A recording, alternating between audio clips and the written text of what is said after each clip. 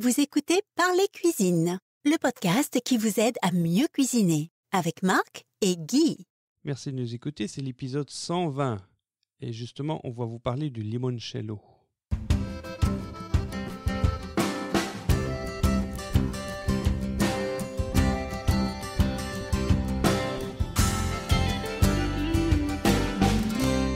Mademoiselle, madame, monsieur, bonjour. Au micro, c'est Marc et je vous retrouve avec Guy. Bonjour Guy. Bonjour Marc. Donc oui, l'épisode 120. Avec ou sans vin, ce sera 120 parce qu'on va vous parler d'une liqueur que Guy apprécie beaucoup et qui est très populaire en Belgique, surtout du côté de la Louvière, j'ai l'impression. Ah ben pas que, en fait, comme certains le savent, la Belgique est une, terre d'immigration, surtout italienne, qui date, je dirais d'après la Seconde Guerre mondiale essentiellement, même s'il y avait déjà eu une immigration italienne avant. Et alors toute cette population d'origine italienne est restée assez fidèle à ses traditions culinaires. Donc il y a énormément de restaurants italiens, ça c'est une chose. Et puis d'autre part, on vit toujours un peu comme là-bas, comme on dit, hein. Oui. Et une des traditions des immigrés italiens, c'est de fabriquer soit leur vin. Alors pour ça, bon, ben, ils n'hésitent pas à faire revenir parfois des quantités presque industrielles de raisins d'Italie qu'ils pressent et puis qu'ils font fermenter pour faire du vin.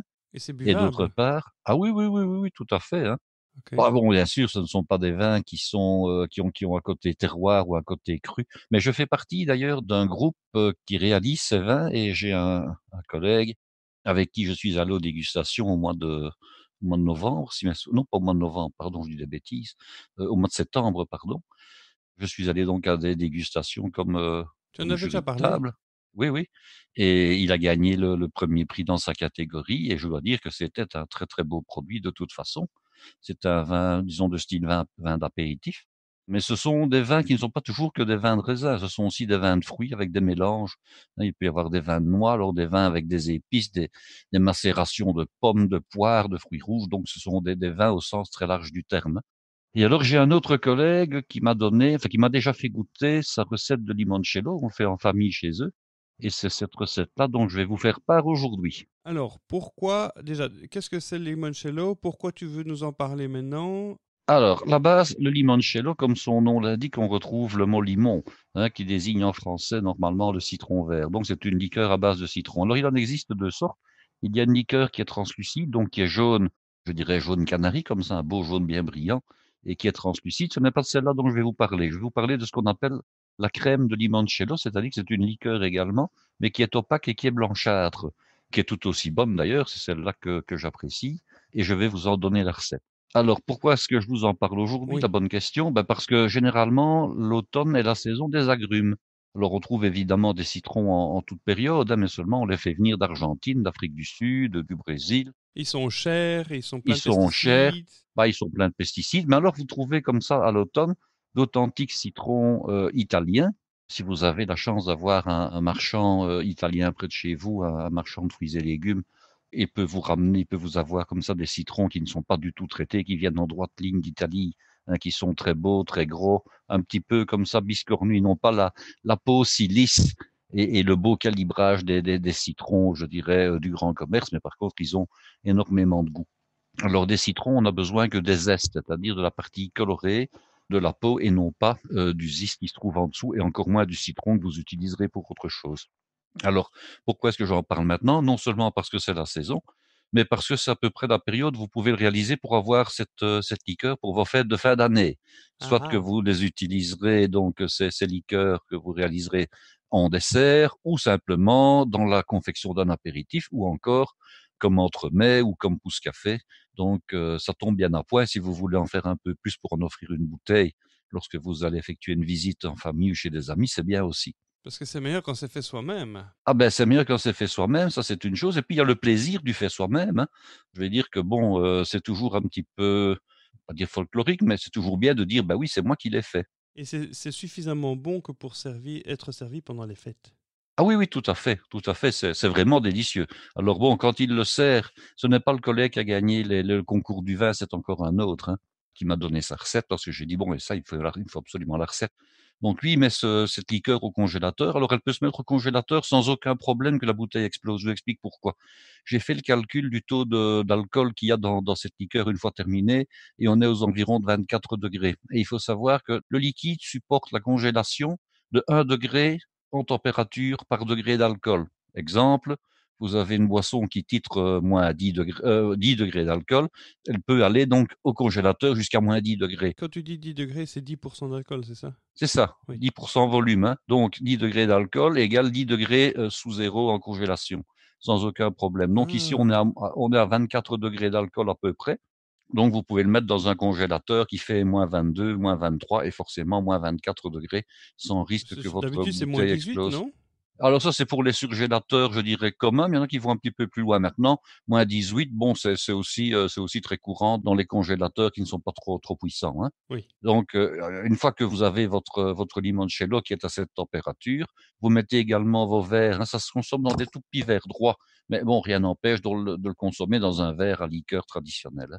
Vous mettez vos verres également au congélateur et puis le jour du réveillon de Noël ou le jour de Noël ou le jour de l'an ou le jour du réveillon de l'an, comme entremet donc entre deux envois, disons, principaux. Généralement, c'est après l'entrée principale et avant le plat principal. Vous faites une petite pause comme ça d'une demi-heure. Ben, vous servez un petit limoncello qui va agréablement surprendre vos papilles et vous pourrez dire à tous vos invités, c'est moi qui l'ai fait. Voilà. Et on peut remplacer le trou normand par Par cet alcool-là, bien alcool-là, entendu. oui. Alors du coup, ça fait quoi? Un trou italien?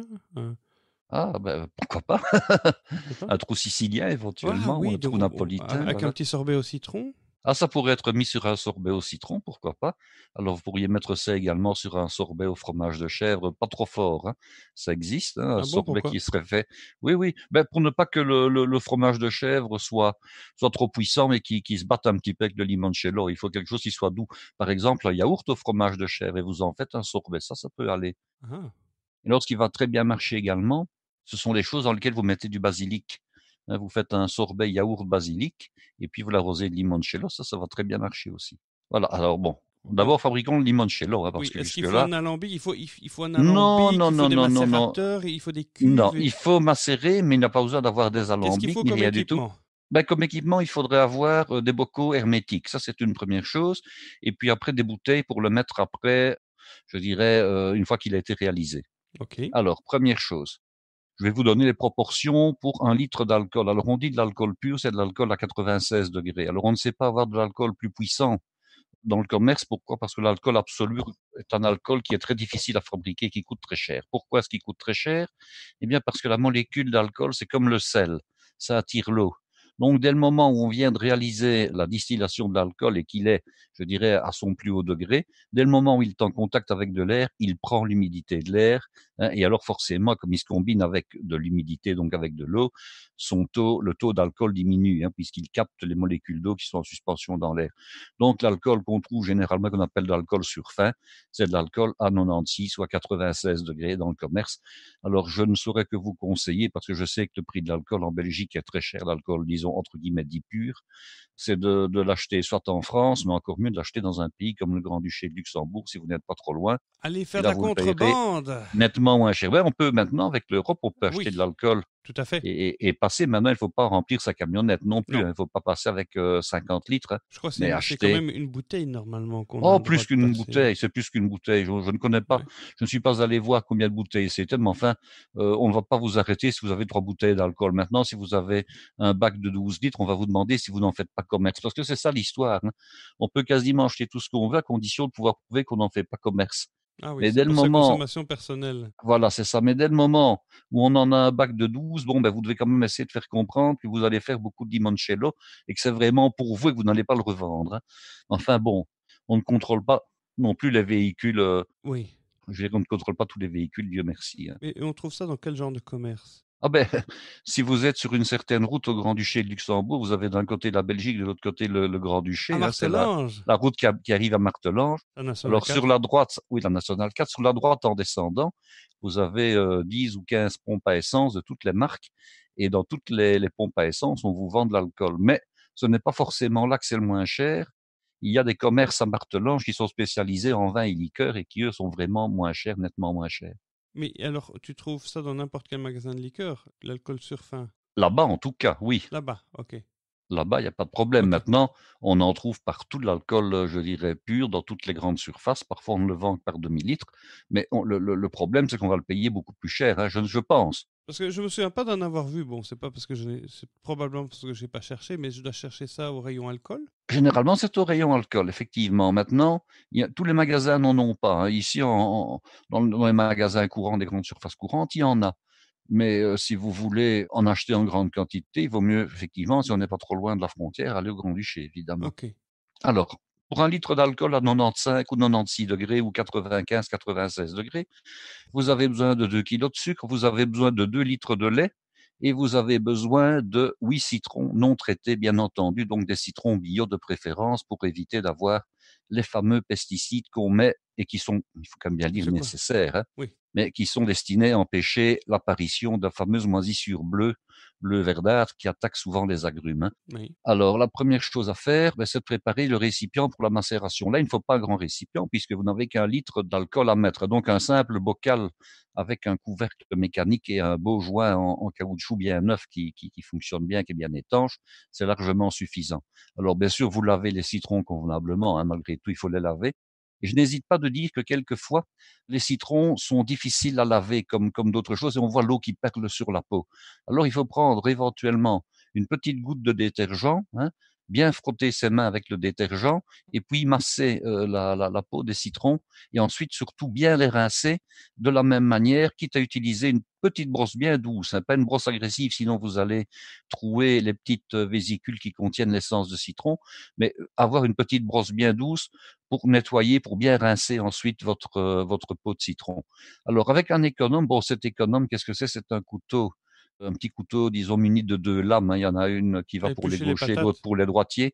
Voilà, c'est le couteau comme on épluche les patates. Vous devez simplement veiller que ce soit un couteau qui ait une lame avec les lèvres très fines de manière à n'enlever que la partie jaune. Vous ne devez pas du tout avoir de partie blanche, ou en tout cas le moins possible, parce que cette partie blanche, d'abord, elle n'a pas de goût intéressant pour ce qu'on fait, et ensuite, elle va donner de l'amertume, donc c'est pas la peine, hein. Donc, vous prélevez convenablement tous les zestes, donc toutes les parties jaunes de vos 8 citrons. Alors, je vais vous demander, c'est de peser les zestes. Pourquoi, à votre avis? Ah, pour faire les proportions avec Non, parce que si je dis oui citron, bon, bah, il y a des plus gros, il y a des plus petits, et ça va rester à 8 quand même. Pourquoi est-ce que je vous le dis? Eh bien, pour avoir une idée de la quantité que ça représente, parce que vous pourrez très bien par la suite refaire ça avec d'autres agrumes. Et comme ça, vous aurez une idée de la quantité qui est nécessaire. Ah, ok. Parce qu'évidemment, si vous prenez des petits citrons verts, il vous en faudra beaucoup plus. Donc, ainsi, vous aurez une idée du poids que ça représente. Alors, vous mettez vos zestes dans le bocal, vous ajoutez l'alcool et puis vous refermez tout de suite. C'est pas la peine que l'alcool s'évente parce que l'alcool est un produit extrêmement volatile, hein. Donc, Il vaut ce n'est mieux pas pas la faire peine ça. d'en perdre en route. Vaut mieux pas faire ça dans une pièce où il y a quelqu'un qui fume ou bien quel gaz qui est allumé. Ben, disons, faut pas faire ça dans une pièce qui soit trop chauffée, mais simplement le fait de verser l'alcool sur les zestes et de refermer le bocal, ça va vous prendre quelques secondes, donc l'évaporation n'aura pas le temps de se faire. Alors, vous oubliez votre petit mélange pendant à peu près 5 jours. Ce qui va se passer pendant les 5 jours, eh bien, c'est que l'alcool va, je dirais, va capter, va capturer l'essence de citron. Donc, vos zestes vont être, je dirais, vilains, méconnaissables après, mais ça, c'est pas grave. Mais ils auront donné tout leur parfum à l'alcool que vous allez utiliser. Alors, donc, après 5 jours, donc vous laissez au minimum 5 jours en macération. Le 6e jour, vous allez prendre 2 litres de lait, du lait entier et 2 kilos de sucre. Vous allez préparer également vos bouteilles. Alors, il y a deux possibilités. Soit ce sont des bouteilles neuves que vous avez achetées à cet effet, soit ce sont des bouteilles, généralement des bouteilles qu'on réemploie, pas des bouteilles en plastique, il faut être assez strict à ce sujet-là, des bouteilles en verre. Alors, comment fait-on pour nettoyer les bouteilles en verre qu'on va utiliser? Bon, ben, d'abord à l'eau chaude, bien sûr, avec un peu de détergent. On nettoie éventuellement avec une brosse à l'intérieur si les bouteilles sont douteuses. En principe, elles ne devraient pas l'être. Ce que je vous conseille, c'est par exemple d'acheter, quand vous achetez du vin, on vend maintenant des bouteilles de vin qui sont parfois même très jolies, avec un bouchon de type bouchon en verre au-dessus, Oui. hein. Alors, je vous conseille, c'est d'avoir ce genre de bouteilles-là. Pourquoi? Parce que d'abord, elles sont généralement très jolies. Ensuite, elles se bouchent facilement. Et puis, par la suite, je vous expliquerai comment vous pouvez faire pour avoir des bouteilles qui soient joliment décorées. Donc, vous lavez vos bouteilles, vous les rincez soigneusement à 2 ou 3 reprises pour être certain d'avoir enlevé toute trace de détergent. vous les égouttez soigneusement et vous pouvez même les désinfecter. Alors, comment est-ce qu'on fait pour désinfecter une bouteille? Eh bien, on désinfecte avec de l'alcool de bouche à 70 degrés. Alors, on s'est rendu compte que l'alcool qui désinfectait le mieux en toute occasion, c'était pas de l'alcool à 90 ou à 95 degrés, c'est de l'alcool à 70 degrés. C'est celui qui désinfecte 70 absolument le mieux, degrés. à Oui. 70 degrés donc, hein. Alors, ça doit s'acheter séparément? Alors, non, on peut le fabriquer soi-même. Il suffit de prendre de l'alcool à 95, on fait un petit calcul, on rajoute un peu d'eau, je dirais de l'eau en bouteille, de l'eau du commerce, hein, on prend sa préférence à l'eau du robinet. On rajoute un petit peu d'eau, et puis alors on amène son alcool à 95 degrés à 70, et on l'utilise tout simplement pour désinfecter. Alors, il n'en faut pas beaucoup, hein. Vous en mettez deux, trois cuillères dans la bouteille, vous mettez le bouchon, vous agitez convenablement la bouteille pour que l'alcool et eu le temps d'enrober toutes les parois de la bouteille à l'intérieur. Vous laissez 2-3 minutes, puis vous reprenez cet alcool-là, vous passez à la deuxième, à la troisième, à la quatrième bouteille. Il ne faut pas à chaque fois le jeter, prendre du nouveau, hein, il n'y a pas de nécessité. Donc, OK. vous désinfectez convenablement vos bouteilles et maintenant vous allez faire bouillir le lait. Alors, normalement, on devrait faire bouillir le lait avec le sucre, mais je ne le conseille pas. Pourquoi? Parce que le lait et le sucre risquent de caraméliser, hein. Donc, qu'est-ce que vous faites? Vous faites bouillir votre lait. Attention, vous le faites bouillir dans une casserole à fond épais. Si possible, une casserole en inox. Ne prenez pas des casseroles en émail qui soient trop fines et encore moins en aluminium, hein. Vous mettez votre lait à bouillir et vous surveillez, vous mélangez de temps en temps pour éviter que le lait n'attache dans le fond. Ça, c'est une petite précaution à prendre. Dès que le lait commence à frémir, vous ne le laissez pas bouillir et monter hors de la casserole, hein. Vous ajoutez vos 2 kilos de sucre. Alors, quel sucre? Pas du sucre glace, du sucre S1 ou du sucre S2. Le sucre S2 coûte moins cher et il marche tout aussi bien, hein. Donc, c'est le sucre habituel du commerce. Et alors, vous mélangez. Et vous mélangez pourquoi? Pour éviter que le sucre n'aille dans un coin du récipient et ne se mette à colorer ou ne se mette à faire un caramel. Donc, vous mélangez, vous ramenez à ébullition, hein. Alors, une fois que ça a été ramené à ébullition, vous laissez, je dirais, frémir pendant 30 secondes. Vous enlevez, vous mettez votre casserole avec le lait sur un protège-table, donc sur un sous-plat. Vous couvrez et vous laissez tiédir, hein. Il ne faut pas utiliser ça chaud, évidemment, sinon vous allez évaporer tout votre alcool. Donc, vous laissez tiédir, vous allez mélanger une fois de temps en temps, mais ça doit être couvert. Pourquoi? D'abord, pour éviter qu'il y ait du lait qui s'évapore, ça c'est une chose. Et deuxièmement, pour empêcher que des bactéries ou des poussières n'aillent tomber dans votre casserole, hein. Donc, vous laissez couvert et vous laissez tiédir jusqu'à environ de 25-30 degrés maximum. Alors, une fois que c'est fait, il vous suffit tout simplement, c'est d'ajouter l'alcoolat. Alors, l'alcoolat, qu'est-ce que c'est? C'est votre macération d'alcool et de zeste de citron, hein. Vous avez bien sûr enlevé les zestes. Vous ajoutez donc ça sur le lait. Vous mélangez très soigneusement et puis après, vous filtrez et vous mettez en bouteille avec un entonnoir et puis vous bouchez. Et il suffit à ce moment-là d'attendre. Alors, je parlais de la présentation. Si vous avez utilisé donc ces bouteilles avec un petit bouchon en verre, par exemple, mais on peut faire ça avec des bouteilles avec un bouchon à visser aussi, hein. Mais le bouchon en verre, là, c'est quand même génial. Vous pouvez préparer de la cire à cacheter. Alors, la cire à cacheter, on trouve ça généralement chez les imprimeurs, hein. Il y en a évidemment toutes les couleurs. Il y a du rouge comme le cachet, hein, ou couleur terre cuite. Vous choisissez une couleur qui vous convient. Vous faites fondre un peu de cire à cacheter dans un vieux poêlon et puis après vous trempez le goulot de vos bouteilles sur 2-3 centimètres, histoire de mettre de la cire à cacheter. Ça va d'abord avoir une action, je dirais, de préservation et ça va empêcher, surtout si vous mettez un bouchon en liège, ce que je ne conseille pas, hein, mais ça va empêcher donc l'alcool de s'évaporer. Et puis lorsque vous ferez vos cadeaux éventuellement à certaines personnes en fin d'année, ce sera très joli. Il ne vous restera plus qu'à faire une petite étiquette à l'ordinateur, hein, d'indiquer limoncello, d'indiquer l'année, par qui il a été fait, hein, et puis à qui vous le destinez, mettre quelques petits rubans autour du goulot de la bouteille et à l'offrir à Noël ou au jour de l'an ou à la déposer au pied du sapin. Et ça doit rester combien de temps en bouteille? Tu dois laisser reposer en bouteille ou bien c'est Alors, il consommable faut tout le de suite? laisser, idéalement, il faut le laisser reposer, je dirais, pendant à peu près une quinzaine de jours, hein. Donc, ok, 15 jours. Donc, Une quinzaine de jours. donc Voilà. Bon, je ne dis pas que si vous l'essayez le lendemain, que ce sera mauvais, hein. Mais enfin, bon, le mieux, c'est de le laisser reposer une quinzaine de jours. Comme ça, tout va bien, je dirais, s'homogénéiser, hein. C'est souvent ce qu'on conseille. donc tu dis 1 litre d'alcool à 96 degrés et Alors, des citrons, 8 citrons, 2 litres de lait. 2 litres de lait entier et 2 kilos de sucre. Ok, donc on arrive à un alcool au final qui est censé titrer à combien? Hop, j'ai fait le calcul, là, je pense que j'étais arrivé à 24 degrés. Donc, refaites les calculs chez vous. Donc, faire des liqueurs, c'est faire beaucoup de maths, hein? Mais j'ai l'impression. les calculs, c'est que nos amis qui risqueraient de faire le calcul n'ont pas toutes les données, hein. Oui. Parce que pour ça, il faut connaître la densité du sucre. Ah oui. Ah oui, hein? Et Ah ça oui, donne eh quoi? oui. Ça donne un 56 en principe.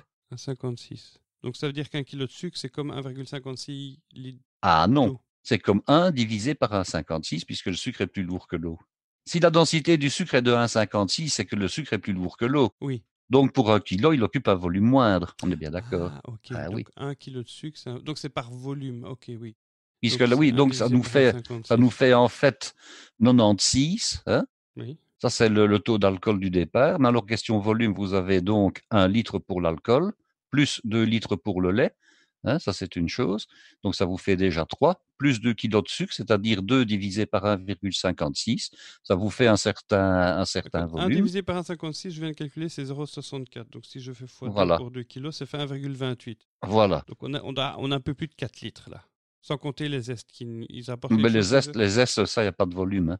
Mais tu ne saurais pas avoir plus de 4 litres, hein, Marc, puisque tu as 1 litre d'alcool et 2 litres de lait, ça fait 3, plus 2 divisé par 1,56, ça te fait 1,28. 1,28. Donc, oui, 4 litres 28, 4 litres effectivement. Maintenant, il y a 28. peut-être un peu d'évaporation, mais enfin, bon, elle est Pour négligeable.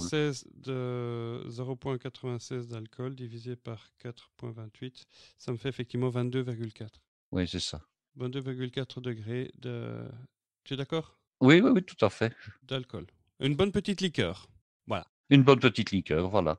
À Alors, boire, bon, à consommer avec modération, s'il vous plaît. oui, mais enfin, bon, Faut dire. comme généralement, on n'en boit quand même pas 1 litre, il n'y a pas de Non, problème. mais Alors, on, on on peut va, on- essayer, on va faire comme dans les médias français. oui, on va dire à boire avec L'abus modération, hein. d'alcool est dangereux pour votre santé. Si vous êtes dépendant d'alcool, veuillez chercher de l'assistance professionnelle. Ce Bref, qui est très bon également, c'est de le consommez avec faire avec modération. de la mandarine ou bien avec de la clémentine.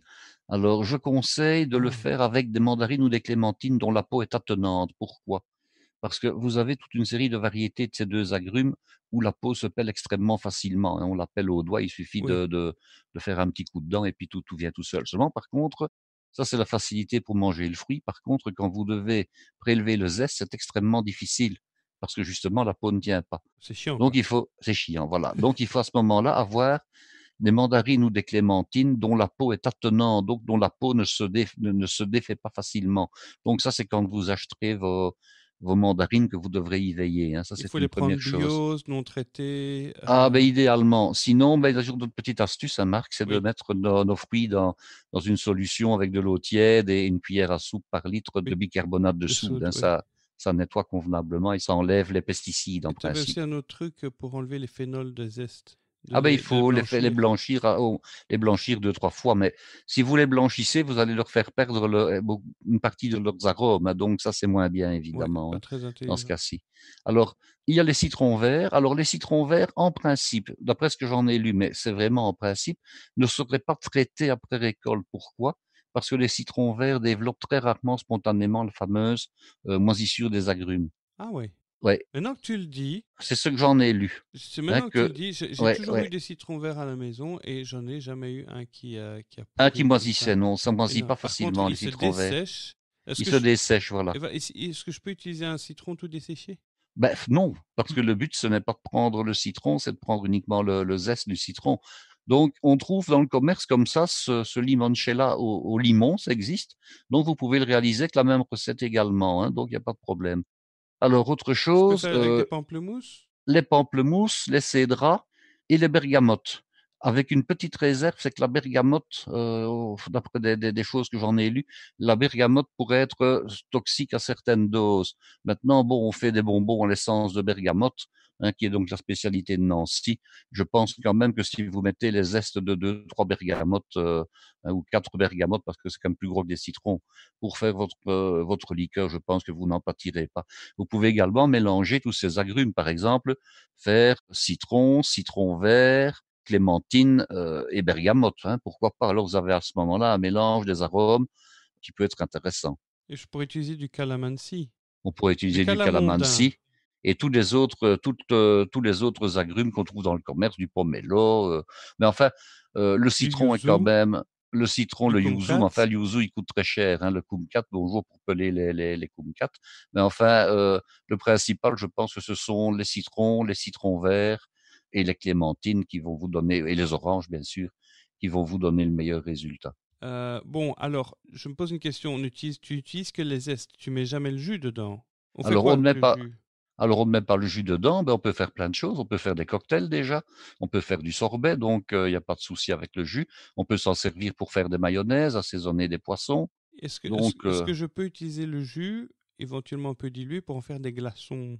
on peut très bien utiliser le jus dilué pour faire des glaçons. On peut faire sa propre limonade aussi, hein, ou sa propre citronnade. Bon, quand on y pense bien, en réalité, on achète comme ça des citronnades dans le commerce qui sont pleines de tout, d'on ne sait quoi, alors qu'il est très facile de faire ça. Il suffit d'avoir une machine qui gazéifie de l'eau, hein, on met son jus de citron.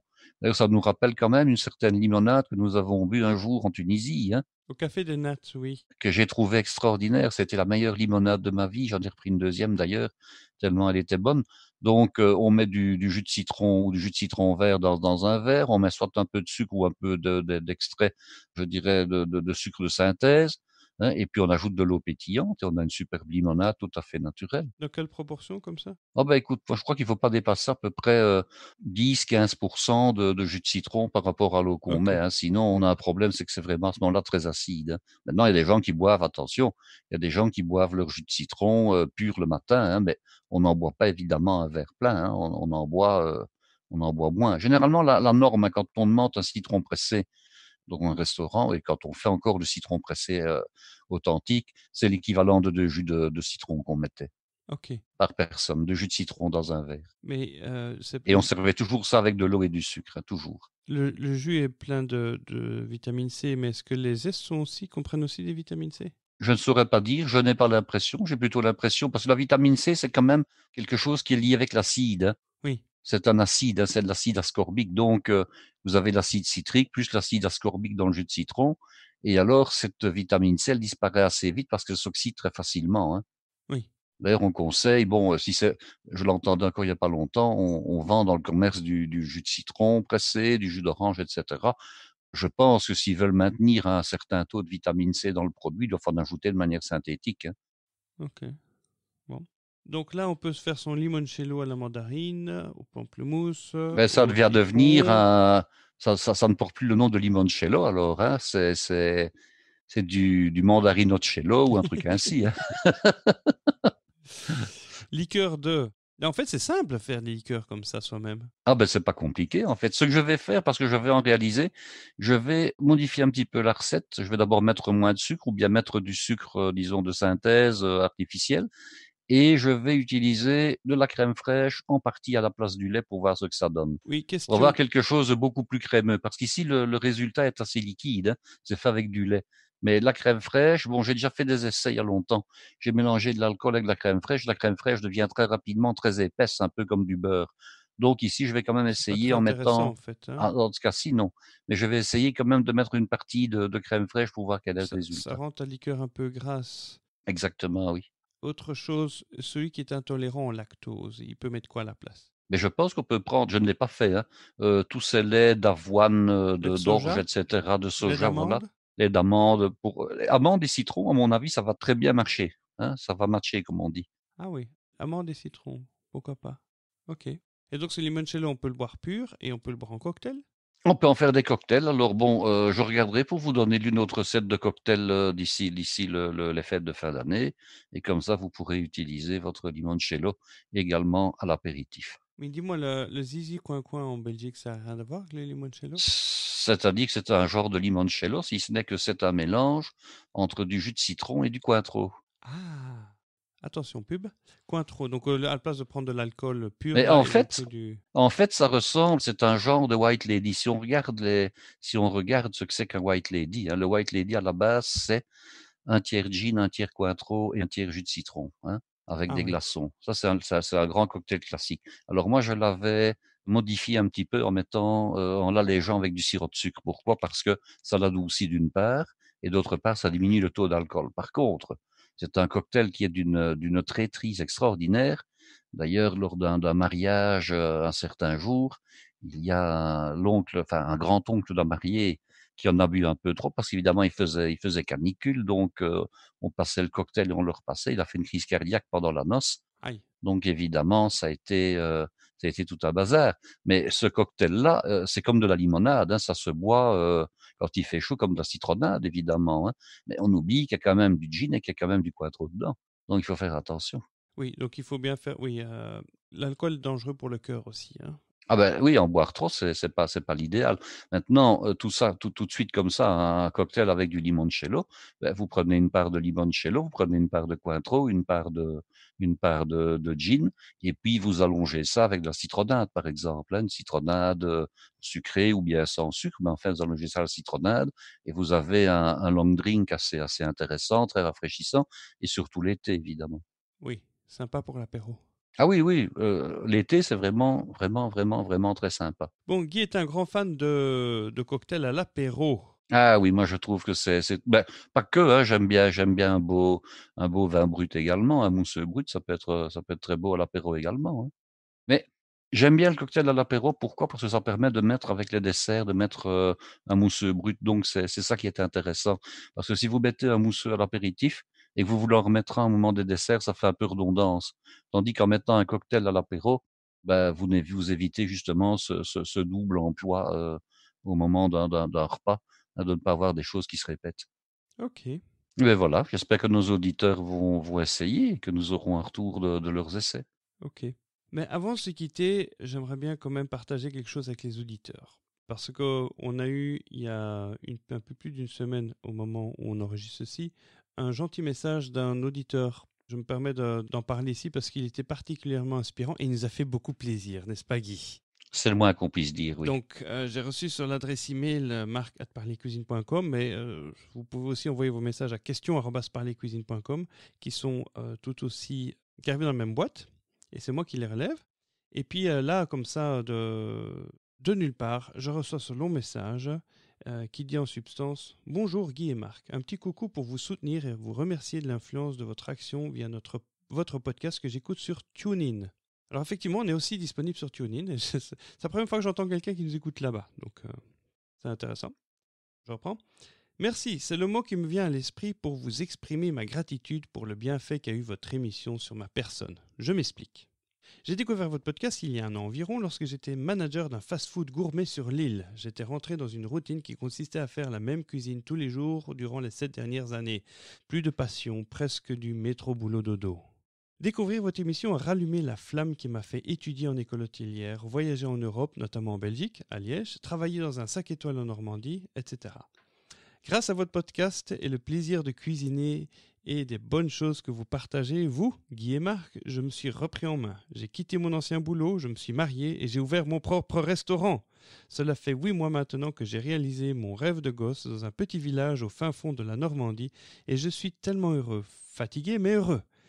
Et je tenais à vous dire que votre podcast y est aussi pour quelque chose.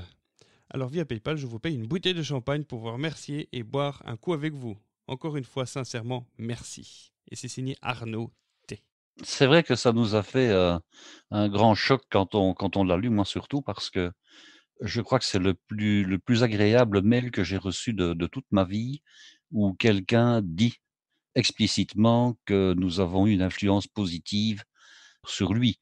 Alors bon, nous ne dirons pas, où, se trouve ce monsieur que nous Bon, avons si vous identifié. voulez l'adresse de son restaurant, vous m'envoyez un message et puis voilà, c'est au fin fond de la Normandie. Ouais, enfin bon, par respect pour lui, nous allons pas non plus, trop révéler quand même. Maintenant, je lui souhaite énormément de succès dans son travail, dans son entreprise, beaucoup de bonheur, avec son épouse qui a l'air charmante, en tout cas sur les photos qu'on voit d'eux sur internet.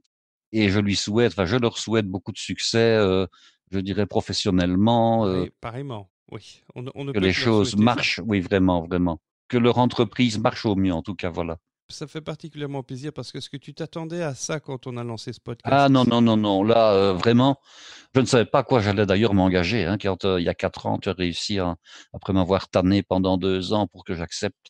Je ne savais évidemment pas où je mettais les pieds, mais il faut reconnaître que je dirais que s'il n'y avait qu'une seule raison pour laquelle on a eu raison de le faire et de poursuivre, c'est d'avoir reçu ce mail, mais d'avoir reçu également, parce qu'il ne faudrait pas non plus les minimiser, tous les mails de nos autres, fidèles auditeurs qui nous ont déjà exprimé toute leur sympathie, hein. Je Et leur pense à gratitude. cette dame du côté de Brest là-bas, hein, qui nous a déjà envoyé des mails de grande gentillesse également, et puis d'autres. Hein. Je ne voudrais vraiment choquer personne en oubliant quelqu'un, mais on a déjà reçu des dizaines de mails très Je gentils. suis très fier et très content de la compter parmi les auditeurs parce qu'elle va régulièrement commenter sur le site parlescuisines.com. Donc chaque épisode fait l'objet d'un article sur lequel vous trouvez les notes détaillées de l'épisode. Donc tous les détails, les recettes, les liens, etc. Et elle va mettre des commentaires en dessous. Et ça fait plaisir.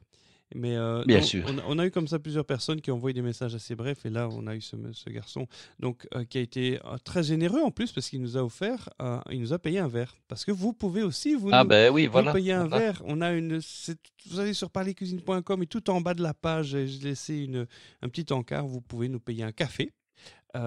Ou juste comme ça, voilà. Et payez-nous un verre si vous trouvez qu'on le mérite et que vous voulez qu'on boive à votre santé. Donc la prochaine fois que je vais voir Guy, ce sera une bouteille Ah de ben, nous champagne. boirons une bouteille de champagne et c'est clair qu'avec la plus grande sincérité, nous la boirons à la santé de Arnaud qui nous a écrit. Voilà, Chaque gorgée sera à sa santé. certainement. Ça t'en fait pas. Bref, voilà. Donc, si vous aussi, vous êtes inspiré par ce podcast, on a besoin de vos encouragements parce que ça fait aussi partie de la motivation qui nous fait continuer. Parce que moi, ça m'avait un peu amusé parce que j'ai forwardé ce mail de Guy. Je l'ai reçu comme ça un matin. Je vois sur mon téléphone, je forward. Je dis, tiens, regarde ce qu'on a reçu. Et puis, il me rappelle, il fait, il faut qu'on enregistre. Il faut qu'on continue. Faut pas qu'on... Ah oui, voilà. Non, il faut qu'on continue là. Et donc, voilà, mais ça fait... Parce qu'on a eu un petit peu de retard. J'ai pris un petit peu de retard cet été sur la publication. Oui, ce n'est pas vraiment de ma faute cette fois-ci. Non, c'est vrai. Bon, Mais voilà. un culpa complètement. Mais bon, voilà. Ça, Mais un maxima culpa, voilà. voilà. Bouh. Oui, ou le vilain qui n'a pas travaillé au site. Ah oui, non, mais écoute, voilà. Bon, je vais donner un peu plus d'explications à ceux qui sont abonnés de notre liste email parce que sinon, les gens qui écoutent comme ça, c'est pas spécialement ceux qui s'intéressent. Je vais être un peu plus généreux en informations sur le pourquoi, le comment, tout ça, avec deux personnes. Donc, il y a deux types de personnes qui sont nos VIP. Ce sont premièrement ceux qui sont abonnés à notre liste email. Vous pouvez le faire à partir de notre site. Ça vous donnera accès à des compléments de notes pour certains épisodes. Je suis en train de préparer quelque chose de même encore plus complet avec des notes particulières, des fiches recettes particulières par épisode depuis le premier. Ça, c'est mon grand projet et ce sera accessible uniquement à ceux qui sont sur la liste email. Et puis bon, alors nos super VIP, ceux qui sont abonnés à la page Tipeee, à partir de 1 € par mois, vous pouvez supporter la production de ce podcast, soutenir, je dirais.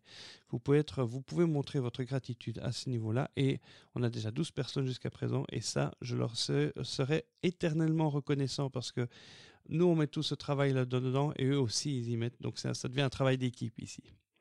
Voilà. Eh bien, je vous remercie pour votre attention. Je vous remercie d'avoir passé ce moment avec vous. Et bonjour à Arnaud dans son restaurant. Mais il va pouvoir faire du limoncello pour le donner à ses clients. Hein. Oui, parce qu'en plus, il a mis comme PS. Alors, j'ai pas lu, hein. Je me suis arrêté là. PS, je viens d'écouter votre épisode sur les pêches au thon que j'ai découvert lorsque je vivais sur Liège. J'adore. Et sachez que mes clients adorent aussi. Donc, c'est très bien parce que, tu sais, quand tu as fait l'épisode sur les pêches au thon, j'étais très réticent. Une petite appréhension. Oh, petite. Moi, je voulais pas.